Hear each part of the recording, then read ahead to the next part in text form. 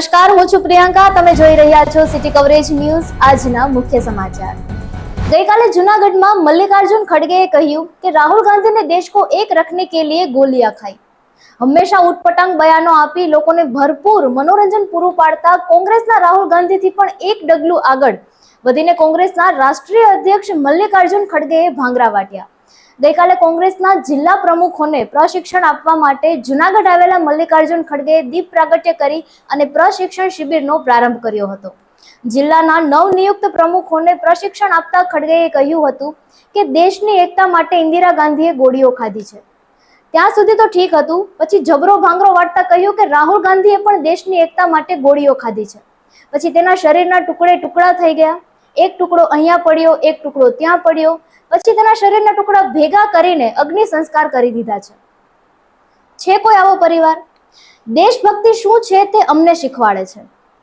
આટલેથી ન અટકતા તેમણે ગોટાળાની ભરમાર કરી હતી.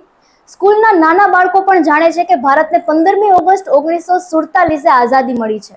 જ્યારે કોંગ્રેસના જિલ્લા પ્રમુખોને પ્રશિક્ષણ આપવા માટે દિલ્હીથી છેક જૂનાગઢ સુધી આવેલા કોંગ્રેસના રાષ્ટ્રીય અધ્યક્ષ મલ્લિકાર્જુન ખડગેએ કહ્યું હતું કે ભારતનો ઇન્ડિપેન્ડન્સ ડે એટલે કે સ્વતંત્રતા દિવસ 17 સપ્ટેમ્બર 1947 છે.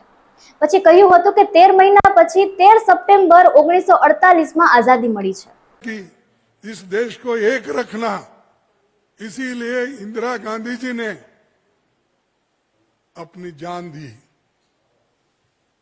राहुल गांधी जी ने इस देश को एक रखने के लिए गोलियां खाई और उनकी शरीर के टुकड़े टुकड़े हो गए. एक टुकड़ा यहां गिरा, एक टुकड़ा वहां गिरा और वो जमा कर लाकर उनका अग्नि संस्कार किया. है कोई आपके पास ऐसा आदमी? क्योंकि हमारे को आजादी, हमारा इंडिपेंडेंस डे 17 तारीख को है सितंबर. आपको 15 अगस्त 1947, हमारा आजादी 13 सितंबर 1948 है. જૂનાગઢની હોસ્ટેલમાં વિદ્યાર્થીને માર મારવાના મુદ્દે વિડીયો વાયરલ થયા બાદ જિલ્લા કલેક્ટરની સૂચનાથી તપાસ સમિતિ નીમવામાં આવી હતી. આ તપાસ સમિતિનો રિપોર્ટ આવી ગયો છે. દરમિયાન જૂનાગઢ જિલ્લા કલેક્ટર અનિલ કુમાર રાણાવસિયાએ જણાવ્યું હતું કે આ વિડીયો આલ્ફા હોસ્ટેલના જ છે. ત્યારે હવે ફરીથી આવી ઘટના ન બને તે માટે પૂરતી કાળજી લેવાશે. જે હોસ્ટેલોમાં બાળકોને રખાય છે તેના માટે એક નવી એસઓપી તૈયાર કરવામાં આવશે. જ્યારે એસપી સુબોધ ઓડેદરાએ જણાવ્યું હતું કે ભાડા કરાર, સીસીટીવી સહિતના જાહેરનામાનો ભંગ થયો છે ત્યારે હોસ્ટેલ સંચાલકો સામે પોલીસ દ્વારા કાર્યવાહી કરવામાં આવશે.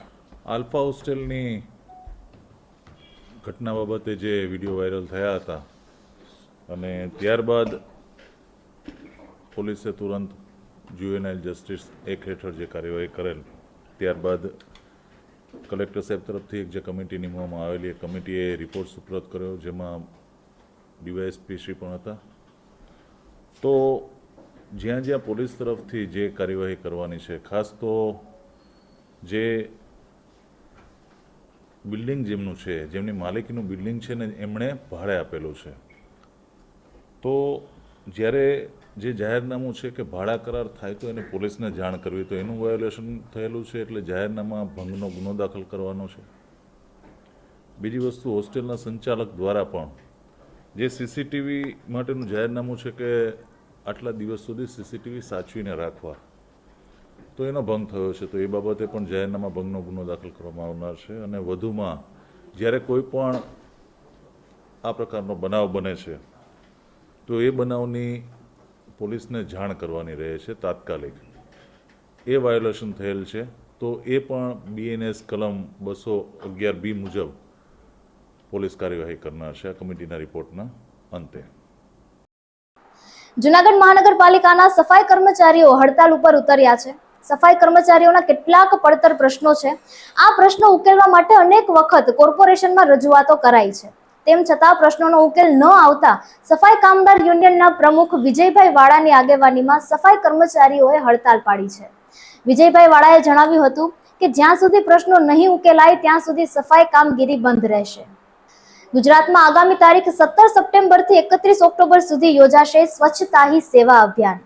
દૈનિક ધોરણે સ્વચ્છતા કાર્યક્રમો ઉપરાંત અઠવાડિક થીમના આધારે પણ વિશેષ સ્વચ્છતા ઝુંબેશ યોજવામાં આવશે. વિશેષ સ્વચ્છતા ઝુંબેશમાં જાહેર પરિવહન હબ, રોડ રસ્તા, પ્રવાસન અને ધાર્મિક સ્થળો ઉપરાંત જળ સ્ત્રોતો તથા બજારોની વિશેષતઃ સાફ સફાઈ કરવામાં આવશે. વિદેશ મંત્રાલય દ્વારા રશિયા અને યુક્રેન વચ્ચે ચાલી રહેલા યુદ્ધ વચ્ચે રશિયાની સેનામાં ભરતીની જાહેરાતો પર સતર્ક રહેવા માટે અપીલ કરવામાં આવી છે. સરકારે આ મામલે ભારતીય નાગરિકો માટે એક એડવાઇઝરી જાહેર કરી છે. વિદેશ મંત્રાલયે ટ્વીટ મારફત જણાવ્યું હતું કે એવી કોઈ પણ ઓફરનો સ્વીકાર ન કરો, કારણ કે આ માર્ગ અત્યંત જોખમ ભર્યો છે. રશિયન સેનામાં ભરતી કરી ભારતીયોને યુક્રેન સામે યુદ્ધ લડવા માટે મોકલી રહ્યા હોવાના અહેવાલો મળ્યા હતા. આ અંગે સ્પષ્ટતા કરીએ છીએ કે આવી કોઈ પણ ઓફરનો સ્વીકાર કરશો નહીં. તેમજ રશિયાને પણ અપીલ કરી છે કે તેઓ ભારતીયોને પરત મોકલે જે કોઈ પણ પ્રકારની લાલચમાં આવી તેમની સેનામાં સામેલ થયા છે. ગુજરાત સરકાર દ્વારા વિવિધ જિલ્લામાં ફાળવાયેલી 28 નવી અદ્યતન મોબાઈલ ફોરેન્સિક વાનને ગાંધીનગરથી ગૃહ રાજ્ય મંત્રીની ઉપસ્થિતિમાં ફ્લેગ ઓફ કરાવ્યું હતું.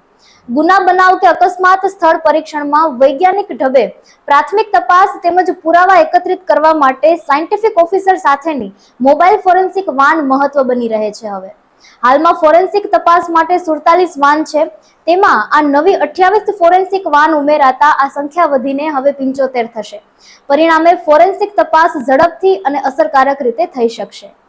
સિટી કવરેજ ન્યૂઝના ડેઈલી અપડેટ માટે અમારી ચેનલને લાઇક કરો, શેર કરો અને સબસ્ક્રાઇબ કરો.